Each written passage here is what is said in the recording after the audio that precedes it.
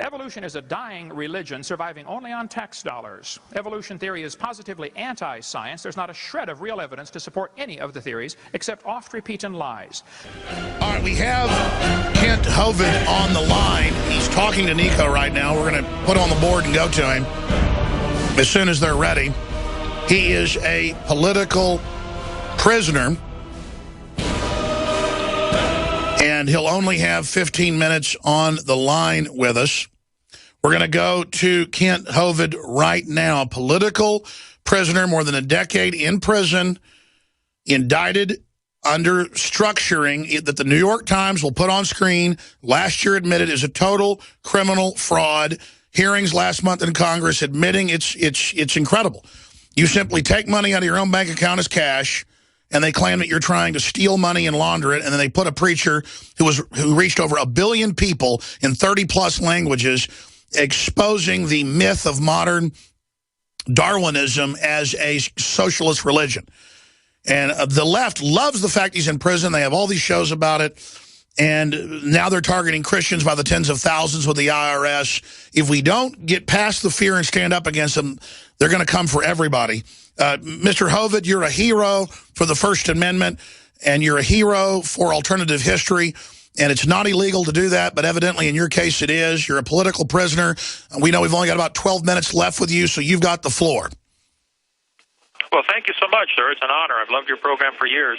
Yes, I certainly feel like a POW, prisoner of war. In case folks haven't followed it, there's a whole lot of tons of information on 2Peter3.com, just the number 2, the word Peter, and the number 3 for 2 Peter 3 in the Bible. To summarize quickly, I was a high school science and math teacher for 15 years. I moved to Pensacola in 1989. Became an evangelist traveling the world speaking on the subject of creation, evolution, and dinosaurs. And I was targeted very early by the IRS, the early 90s. I tried everything to find out, what do you want? I answered their letters. They never answered mine. Finally, they came with a SWAT team and threw everybody off the property, held my wife hostage for 17 hours, made her open the church safe, took all the money out of there. It's just a long, sad story, and everything is up on 2 Peter 3, and we have tried everything. So finally in 2006, they came with another SWAT team, arrested my wife and I. No warning, no nothing. We have always answered their letters. They have never done anything illegal. And they arrested us for structuring. My wife had just gotten to sleep, and they took her down to the courthouse in her nightgown, wouldn't let her put a robe on, wouldn't let her get dressed, wouldn't let her go to the bathroom. She's 5 feet tall, little grandma, just amazing, piano teacher. So the charge was structuring, which I'd never heard of. They said, well, yeah, you took your own money out of the bank. Actually, it was ministry money out of the ministry bank account to pay ministry bills back in 2002, 2003, and 2004. Okay, no, we stopped in 2003. Okay, so that's illegal? Well, yeah, you did it in amounts less than $10,000. Oh, so we took it to trial. I thought you're supposed to when you're innocent. There's no crime here at all. After the government putting on their dog and pony show, my attorney said, don't even give a defense. Everybody can see you did not commit a crime. The law says you have to have 2 or more transactions in one day. Each transaction is under $10,000, but those 2 total over $10,000. Okay, well, ours was 1 transaction every 12 days. Not a crime at all. But then they said, nope, that's structuring. Over those years, you withdrew $430,000 of ministry money to pay ministry bills. Okay. And so we did not even give a defense. At the end of trial, the judge changed the jury instructions and said, if you find they took out less than $10,000, you must find them guilty. So he changed the law under judicial tyranny right there on the spot. Well, yes, a woman judge, Judge Casey Rogers. I think that was wrong to change the law. And so the jury, of course, found us guilty. Well, yeah, they took out less than $10,000. Go to the bank, take out $10. That's less than $10,000. So guilty. Then the judge said, now all that money that was withdrawn, even though you stopped doing this 3 years ago, all that money that was withdrawn over those years, you now owe it to the government. They're going to seize that money. Well, I don't own anything. I live in a church parsonage. I drive a church van. I don't own anything. So they put in a motion saying, we want to seize the church ministry property. Of course, the church trustee said, objection, why don't you go seize Walmart? They got more money, why don't you go seize something else? No. They want to seize the church ministry property to pay these structured funds when there's no crime at all involved ever. And sir, in the time we have with you, we know you're totally innocent. The New York Times, they had hearings last month that the law says 10,000. They're going after 86-year-old women with no criminal record who run tiny diners that seat 10 people who would make cash deposits every day of less than 1,000 and then would write checks on that. They called depositing it structuring and money laundering. So they do whatever they want outside of law. It's all admitted. You should be released. They've overturned other cases like yours. Here's the big question. Why did they target you? Obviously to shut you down. What do you think of the massive persecution of the church now? It's meant to intimidate the church into submitting, going under government faith-based initiative, in my view. Give us your take on that. And then B, how do we free Kent Hovind? Well, yes, there are plenty of websites, freekenthovind.com. It's HOVIND, Norwegian name, Hovind. Congress needs to repeal that stupid structuring law. They need to get a lot of pressure to say, look, would you IRS apologize for misusing it? Well, that's step one, but that's nowhere close to enough. Get Congress to repeal the stupid law and, very important, make it retroactive. And say, okay, anybody ever arrested under this stupid law is hereby released, and all money taken from them is hereby returned, and they get $1 million for every year false incarceration. This call is from the Santa Rosa County Sheriff's Office. I've been locked up over 100 months away from my family. I've been moved 23 times all over the country, diesel therapy, trying to shut me up. I am an outspoken Christian. I believe the Bible is literally true and scientifically accurate. And with my science background, I've done 100 debates against atheists, and I slaughter them sweetly in Christian love. So they just hate me for just teaching the truth.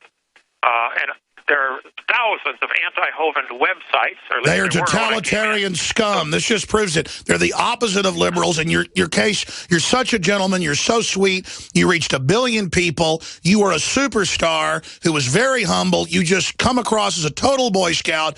And they are to see an innocent man persecuted like this makes me sick. And these churches have been intimidated by this type of stuff to submit to the government now and even teach what the government says. It is disgusting.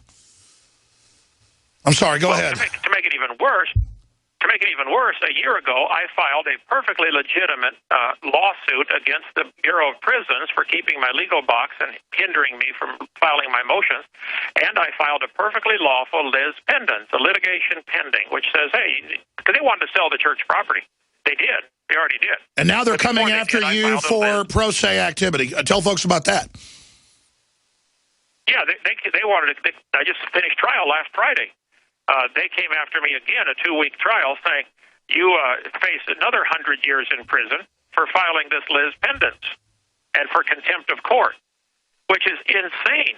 The jury was a hung jury on every count except for one. They did find me guilty of contempt of court of a 2007 order, and my attorney is putting in a motion saying, look, there was no law on that. That one. Will you ever get out of prison? It's incredible. How long have you been in prison? How long will they keep you? They just keep trying to pile it up. What happened in the new court case? Well, the new court case, it was a hung jury on everything except one count when I was found guilty of and that one carries anywhere from nothing to, there's no limit, 100 years, I suppose. Contempt of court, which, what on earth is that? So we're working now to get that jury verdict overturned. Who knows? I was supposed to go home last month from this last charge, but I've been sitting in a county jail with 11 guys sleeping on the floor, and for 10 months now. I've been in jail. I had Michael Allison on a few years ago. He was facing life in prison for filming the police and taping the police on his own property, and the state actually tried to get him life in prison for that. I mean, this is totalitarianism, is it not? It is indeed, and Edmund Burke said, all that's needed for evil men to triumph is for good men to do nothing. And this is America, for heaven's sake. We've got freedom. We need to take advantage of the freedoms and use it. Right now, Congress can change all this. Congress created this club that they're clubbing everybody with. Take it away. Congress should pass a law that says no one involved in law enforcement at any level, judges, lawyers, etc., should be allowed to own stock in the prison system. That's They right. profit. It's double dipping. The longer they lock you away, the more money they make. I wrote a book about this under a different name called The Kennel.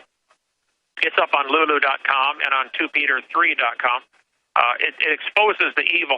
All I do, like Jeremiah the prophet, is just simply expose the truth. Here's what's happening, and boy, they hate the light. Evil men hate the light. Well, you're a very Our righteous theme for this man. last person- I mean, people can pick up on that. You're just a straightforward Jimmy Stewart, type guy. That's how you come off. They cannot stand you because you are a leader, Ken, and you're a hero. It hurts my heart though to think about how they've tortured you and dieseled you. Tell folks what they've done to you. Well, like I said, I've been moved 23 times. I was moved to Colorado. I live in Pensacola, Florida. You're supposed to stay within 500 miles of your home. Well, I was moved out to Colorado against my will, and then moved up to New Hampshire against my will. I was moved out to Maxwell Air Force Base in Montgomery. It's only there 4 days, and they took me out, never told me why. Put me in county jail. It's been diesel therapy. But God's been good. I've written 37 books. I've led over 700 men to Christ.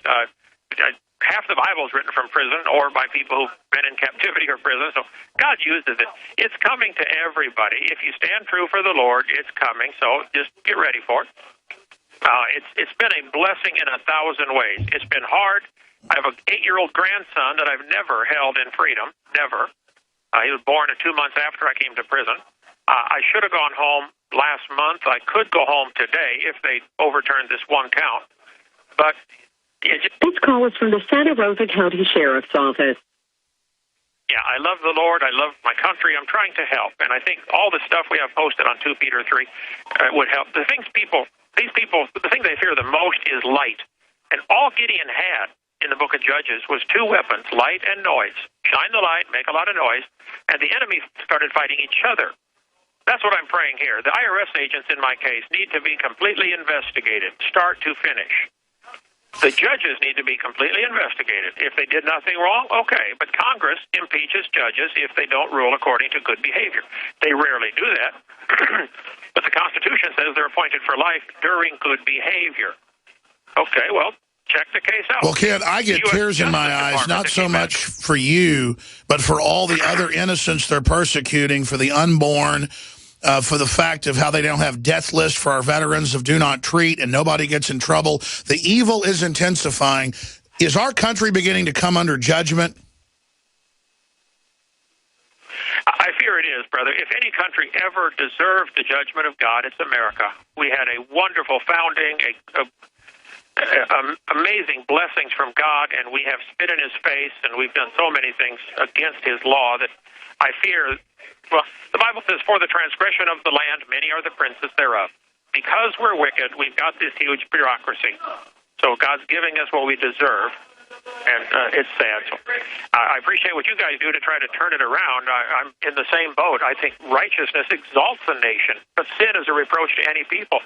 All I've ever tried to do for 46 years is win souls and tell people live for God. You have 60 seconds remaining. You have 60 seconds, Kent, there from your political prison. You've got 60 seconds. Final words. Okay, what people can do is deluge Congress. Now, this judge has said, please write to me and let me know what you think about Kent Hovind should this, on this one count he was found guilty of. I don't know that it'll make any difference, but Judge Casey Rogers, number 1, North Palafox, Palafox in Pensacola, 32501. And just say, Judge Rogers, please, let Kent go home. It's been 100 months. Just go home. We still think we're going to win the case. We can always go on appeal, but Congress needs to stop some of these stupid laws. They need to simply abolish the IRS. What do we need them for? Just shut them down. We didn't have them until 1933. Just stop. Okay? But if not, at least investigate them. Look what they did in my case. Classic example of everything going wrong with our justice system. And there you go. He's now back sleeping on the floor in a giant mass of stinking inmates. And I don't say they're stinking people. You just know it stinks in there. And a guy with no criminal record, school teacher, did nothing wrong. And the so-called left, it's why I detest them. They are the opposite of a liberal, the opposite of Thomas Jefferson, the opposite of freedom. Congress shall make no law respecting the establishment of religion or prohibiting the free exercise thereof. That's how the First Amendment begins. And you've got a preacher who was successful, who they feared, who was getting really big, and he wasn't even making a lot of money. He took $400,000 out for the entire ministry over 2 years. And on MSNBC, they brag and say, yeah, we're arresting people for their speech. We're going to shut the Tea Party down. I mean, these people are brazen, totalitarian, flaming crooks. They're not even liberals. They're dangerous. They're dangerous. Final comments on the Kent Hovind situation, Mark. Well, Alex, you just referred to the stench of the prison complex that Dr. Hovind is subjected to. Speaking of foul stenches, one of the prosecutors in Pastor Hovind's first trial was U.S. Attorney John Atchison. He's the one who is reported to have vigorously pursued a federal indictment against Dr. Hovind. Now, Hovind was convicted in January 2007. Shortly after his conviction, the U.S. Attorney, John Atchison, assumed room temperature when he voluntarily removed himself from the gene pool. Here's what happened. We're going to talk about, when we come back, I forgot this, the guy that went after him, this is the cult, was going to have sex with a little girl. I forgot about that. Oh my gosh, you can't make this stuff up. We just put up the Wikipedia. We'll put up articles about it. We're going to finish up another segment with Mark Adams. It's just, it's scary, folks. And it's evil demons like that using the system. It's not even the whole system itself. They're back with the ammo ban and more as we continue to raise the alarm for free people everywhere. In the third hour, we'll also open the phones up on any of the subjects, including Kent Hovind and what we just broke down earlier with him on air.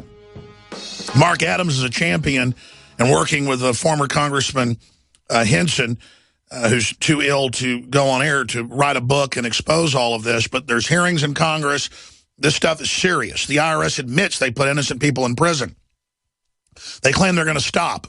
Not until the private Federal Reserve's not running it. Not until political operatives can't do this. I had forgotten that the prosecutor in the case of Hovind and others, well, we'll get to that in a moment. It's just too incredible. John David Roy Atchison was U.S. attorney in Florida's Northern District, assistant attorney who gained notoriety when he was arrested on suspicion of soliciting sex from a 5-year-old girl. So we'll talk about that briefly in a moment and put bookends on this. So that's the type of folks that want to put innocent preachers in jail. Boy, I feel sorry for his soul right now, let me tell you. But, but continuing, please support the broadcast. We stand in the face of the enemy. And I'm not whining about it. Every fiber of me wants to just fight tyranny. I'm so sick of it. I'm so sick of parasites and scum and evil people hurting good people. But it is your financial support that makes it all possible. And you've got a commitment from me that I will fight as hard as I possibly can and put my whole will towards warning people about the entire spectrum of evil coming down on this world. But we need you to buy the products at InfoWarsStore.com, InfoWarsLife.com.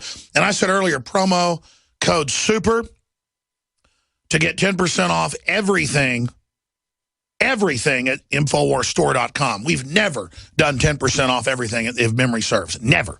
I'm just doing it. 10% off in thanks to all of you. We've never been more successful with you supporting us at InfoWarsStore.com. So why not go to the next level and fund this operation to the next level? Satellite, TV, you name it. We are months away if the support comes in. InfoWarsLife.com, InfoWarsStore.com at checkout. Promo code SUPER.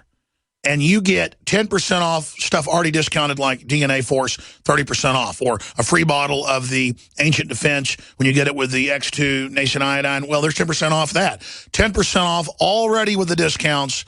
InfoWarsStore.com, InfoWarsLife.com, or 888-253-3139. But it really is epic, Mark. When you get into reality, I'd forgotten the group of scum that convicted him. Tell us in the minute or two we have left, because it's in the news, about the gentleman that was persecuting Dr. Kent Hovind, Mark Adams. Yes, that John Atchison, the U.S. Attorney, it was on September 16th, 2007, about 8 months after he railroaded Pastor HOVIND to prison. He was arrested at the Detroit Metropolitan Airport. He flew to there from Georgia to solicit sex from a 5-year-old girl. And according to the news accounts, he bought her some presents. He had a doll, he had a pair of earrings, and he also had a jar of petroleum jelly in his possession. Oh, my goodness. And it was the next month, October 2007, he committed suicide by hanging himself in his prison cell. And we always hear about these Homeland Security guys trying to get on planes to go have sex with kids. I mean, it's truly sick. There's a large guild of them in there, we know. And, of course, I apologize. I'm teleprompter free. I'm always fighting tyranny, so I forget things. And I apologize, everybody. Congressman Hansen died last year. I remember when he couldn't come on about 2 years ago, so you came on. I didn't know he died. So, Mark, I apologize for that. What a great man. We should have you back on soon to eulogize Mr. Hansen, Congressman Hansen. Thank you for the airtime, Alex. You bet. Yeah, I didn't even know that. It's just so many great men have fallen, and I'm just too busy on the front line. It's like the Alamo swinging muskets to even pay attention. So I apologize for that. We'll be right back. Stay with us. Third hour straight ahead. We'll get the number out your calls. If evolution is true, you could read Charles Darwin's book, page 170 or page 217. He said, "Hey, the death and struggle for life is a wonderful thing. That's how we get ahead." Okay. Now, the creation view says there was a flood about 4,400 years ago. Now, this would make a few predictions. Based on the idea that there was a universal flood, I think I could predict that the Earth will have hundreds of layers of strata.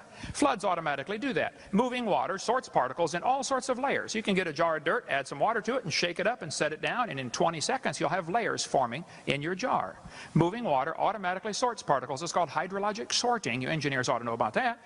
I predict, based on the Bible teaching of the flood, that there will be billions of fossils, including coal and oil, found in those layers of sedimentary rock that we find all over the Earth. I predict that there will be huge canyons and deltas showing evidence of rapid, massive erosion. I predict there will be legends of this worldwide flood found in cultures all over the world. That's a prediction based on the biblical view. Biblical view of creation is certainly scientific. It makes predictions. Okay? I predict there will be petrified trees in the vertical position, extending through all of these layers. Thousands and thousands of these trees have been found around the world, petrified, standing up, connecting layers that some people want you to believe are different ages. Now, I don't know how long a dead tree stands up around here before it falls down, but up in Pensacola, you get maybe 5 or 10 years maximum before the tree falls over. And yet they're telling us these layers are different ages. We have dozens of pictures of these polystrate fossils on our website, drdino.com. Now, if somebody wants you to believe the layers are different ages by millions of years, well, they're welcome to teach you whatever they want, but this is simply not in accordance with the evidence. I believe the Bible would predict we would find things like this. Polystrate fossils. A worldwide flood would do that. Now, science means knowledge, okay? A more expanded definition of science means knowledge gained by observation and study and testing. My contention is there is absolutely nothing scientific about the evolution theory if we define what we mean by evolution carefully, which I want to do in my last few minutes here. I like science. I taught high school science for 15 years. I love the study of science. I am not against science, but I'm against using lies to support a theory. And I'm certainly against telling people that science can go farther than it really can, okay? Now, Texas has a law that requires textbooks to be accurate. So does Florida. Florida Statute 1006 says there must be accuracy of instructional materials. Textbooks ought to be accurate. Wisconsin says textbooks ought to be accurate. Alabama says textbooks shall be adequate and current. California says textbooks shall be factually accurate. Minnesota says a teacher shall not deliberately suppress or distort subject matter. These are all wonderful laws, but not one of those states enforces them. The textbook says we have evidence of evolution. Okay, what kind of evidence do they give? This guy says evolution is fact, not theory. Birds arose from non-birds and humans from non-humans. No person who pretends to any understanding of the natural world can deny these facts. Well, it's okay to make a statement like that, but that's just a mantra. That doesn't make it true because he states it. Even if he states it loudly and forcefully, it doesn't make it true, okay? The word evolution has 6 different meanings. First of all, there would have to be cosmic evolution. That would be the origin of time, space, matter. They try to answer that with the Big Bang Theory, with which there are numerous problems. We cover that on our videotape number 1. The second meaning or level or stage of the evolution theory would have to be chemical evolution. If the Big Bang produced hydrogen, well then how did we get all these other elements? They want me to believe that uranium evolved from hydrogen? They'll say, oh yeah, you get fusion in stars. Well, first place, you can't fuse past iron, number one. And secondly, if you want the stars to produce the elements, you have a chicken and an egg problem here. Which came first, the elements to make the stars or the stars to make the elements? You have a real problem here, but they never talk about chemical evolution. I'd like to hear that answer tonight. Thirdly, we'd have to have stellar evolution. The stars would have to evolve. Nobody's ever proven the formation of any one star. We see a few spots getting brighter and they're assuming a star is forming. No, it could be the dust is clearing. It could be a supernova taking place. There's all kinds of explanations. Nobody's ever proven a star can form. And yet it's known now that there are about 11 trillion stars per person on this planet. Each of you can own 11 trillion of them. How did the stars evolve? Fourthly, we have to have organic evolution, the origin of life. How did life get started? Fifthly is macroevolution, where an animal changes to a different kind of animal. Nobody's ever seen any of these first five. Lastly is what's called microevolution. I object to the term, but they use it, so I'll use it. Microevolution tells us there are varieties within the same kind. Big dogs, little dogs. Okay. This one happens. The first five are purely religious. And if you want to believe in those first five, you enjoy yourself, but don't call it science. And don't make me pay to teach that to the next generation of kids as part of science, because it's not. It's nothing but a religion. They teach 20 billion years ago a Big Bang, and you know that's what the evolution theory is based on. You have to have an origin point. 18 or 20 billion years ago, there was a Big Bang. I think the evolution theory, as is currently taught in our textbooks, is totally unscientific. There's not a shred of evidence to back it up, and I simply resent paying for it. So my position is that the evolution theory, which teaches clearly 20 billion years ago Big Bang, then it says millions of years of torrential rains created the oceans as the earth cooled down, cooled down into a rocky crust, and then oceans formed over millions of years. This textbook says, swirling in the waters of the oceans is a bubbling broth of complex chemicals. Progress from a complex chemical soup to a living organism is very slow. It sure is. It don't even happen. That's how slow it is. This guy said the first self-replicating systems must have emerged in this organic soup. So according to the evolution theory, 20 billion years ago Big Bang, 4.6 billion years ago the earth cooled down. It rained on the rocks for millions of years and turned them into soup, and the soup came alive 3 billion years ago. So great-great-great-great-great-great-grandpa was soup. Okay? Now, it's true there's a lot of dogs in the world, but they didn't come from a rock 3.4 billion years ago, or whatever you want to say. Let's define one more term in my last 30 seconds. Stupid. Lacking normal intelligence, foolish, silly, a stupid idea, dull and boring. Evolution is not even a good theory. I think it is stupid. Thank you. We have a very good set of bones saved from fossil records showing that the whales evolved through a long period of time from animals that were on land to animals that are in the water. We have that evidence. And to say we don't have it, or to say that we're lying, is disingenuous to this audience. I don't know if I can help if you can't get this, but no fossils count as evidence for evolution. Well, first place, there's not enough to tell what it is. Secondly, you don't know that that is the ancestor of anybody. You don't know that that animal had any kids that lived. It is absolutely impossible to use any fossils at all as evidence for evolution. And anybody that's telling you fossils are evidence for evolution, you talk about voodoo science, that is it, folks, okay? We know these bones produce something other than their kind. Even though no animal today can do this, these bones were able to do it. That's absolute voodoo science. That's a good word. I got to use that one from now on. I appreciate that, okay? And if those bones don't have dates on them, they don't come with a little tag saying this one evolved into this one. All you do is put your preconceived evolutionary imagination idea on top of these fossils that are found. Fossils don't mean anything as far as evolution is concerned. We don't need them. We got all the evidence we need to prove evolution without fossils. Forget fossils. They just aren't important. What's important is DNA. We have a very good set of bones saved from fossil records showing that the whales evolved through a long period of time from animals that were on land to animals that are in the water. Fossils don't mean anything as far as evolution is concerned. We don't need them. And to say that we're lying is disingenuous to this audience. And evolution, regardless of what Dr. HOVIND says, is very much a part of that tradition. We are constantly revising. Tradition? You don't have to trust tradition. I mean, come on, there's different traditions all over the world. But we can trust science because science should be the same all over the world. We start from very simple life, and eventually you get everything that we have around us, from elephants to alligators to chimpanzees and everything in between. According to Chen, the fossils he's discovered turned Darwin's tree of life upside down. Darwin's tree reverse condition very unexpectedly. Our research convincing major phyla starting down below at beginning of Cambrian. Base is wide, gradually narrow, so this is almost turned on different way.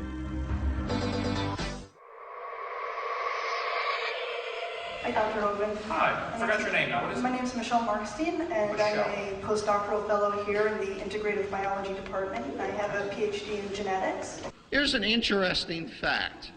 If you take and look at what's inside that banana and those dogs, they're awfully similar. Now, do you believe dogs are related to bananas? Ultimately, yes. Ultimately, yes. Okay. You're saying, as a postdoctoral fellow. There you go. But you don't need to say doctor in front of my name. Okay. I'm pretty secure about it. If God decided to use the mechanism of evolution to create human beings, you look nervous. To say that was the path to do it. It's okay. You know why I'm nervous? Because I don't have the rhetorical skills that you do. No. I am winning this argument because I'm right. No,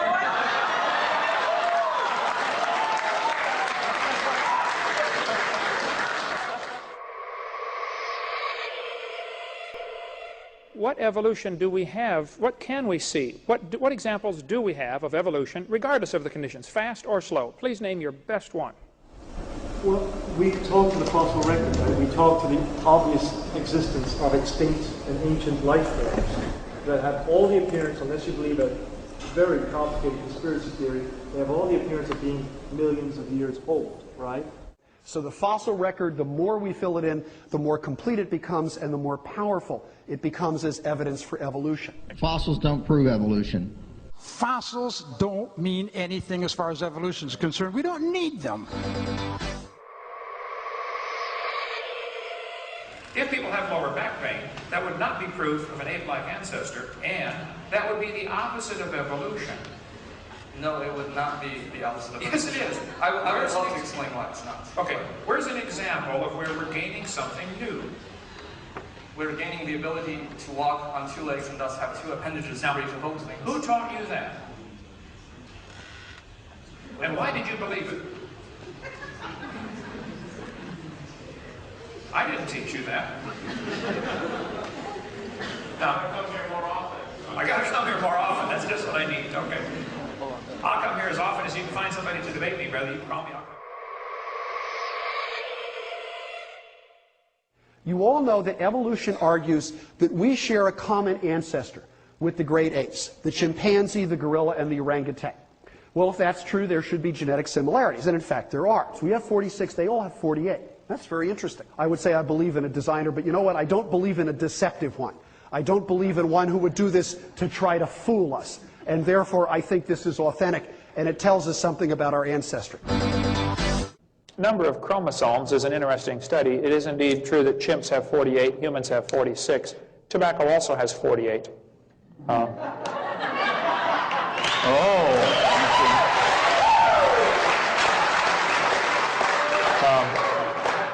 Amoebas have 50, and they say we came from an amoeba, yet they've got more chromosomes than we do. Chickens and dogs both have 78. They're identical twins. The fern has the most chromosomes. That's the ultimate goal of all evolution, to become a fern. So the similarities, I think, are evidence of a common designer. We haven't absolutely proved it yet. We haven't absolutely proved anything. I ask you, don't believe me. You don't have to believe me. You don't have to believe him. You don't have to trust authorities, even me.